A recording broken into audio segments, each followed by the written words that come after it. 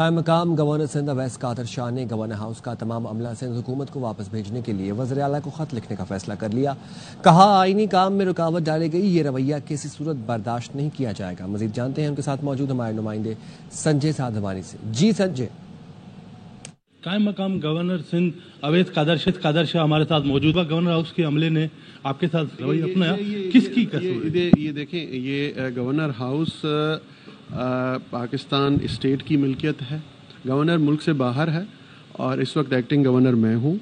تو جب میں نے آج ایک اتنی ہائی لیول کی میٹنگ وہاں پہ کال کی، پرنسپل سیکرٹری نے آج کلیئر کہہ دیا کہ ٹسوری صاحب چابی اپنی جیب میں لے کے گھومنے گئے ہیں ٹرکی۔ آخر مجھے سمجھ میں نہیں آ رہا کہ اس آفس میں ایسا کیا پڑا ہے، کون سا خزانہ ہے کہ چابی وہ اپنی جیب میں لے کے ملک سے باہر چلے گئے۔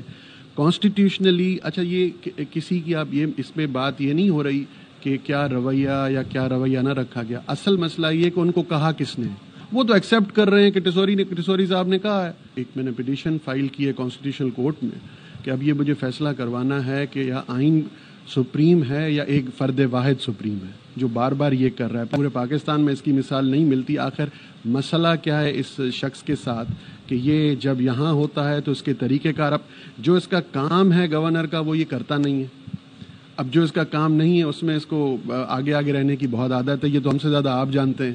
اب اس قسم کی چھوٹی چھوٹی حرکتیں یہ کس سوچ کو عیاں کرتی ہے؟ یہ بہت چھوٹی سوچ رکھنے والے لوگ ہیں۔ چیف منسٹر سندھ کو ابھی یہ لیٹر لکھ رہا ہوں کہ سارے عملے کو واپس لیا جائے، سارے عملے کو گورنر ہاؤس سے ہٹایا جائے، اور کیونکہ یہ سارا عملہ تنخواہ لیتا ہے سندھ گورنمنٹ سے، سندھ گورنمنٹ کا بجٹ دیتی ہے گورنر ہاؤس کو۔ جب ان کا بیہیویئر اس طرح کا ہے، اور مجھے افسوس تو کچھ ایسے افسران پہ ہو رہا ہے کہ جن کو یہ کرنا نہیں چاہیے، جو پڑھے لکھے لوگ ہیں، بہت سمجھدار لوگ ہیں، لیکن وہ کس پریشر میں کام کر رہے ہیں، کیا مسئلہ ہے ان کے ساتھ، یہ میری سمجھ سے بالا تر ہے۔ لیکن میں اتنا ضرور سمجھتا ہوں کہ اب جو یہ حرکت ہے یہ برداشت نہیں کی جائے گی۔ جی بالکل، قائم مقام گورنر سندھ اویس قادر شاہ نے یہ اعلان کیا ہے کہ وزیر اعلیٰ سندھ کو ایک خط لکھا جائے گا۔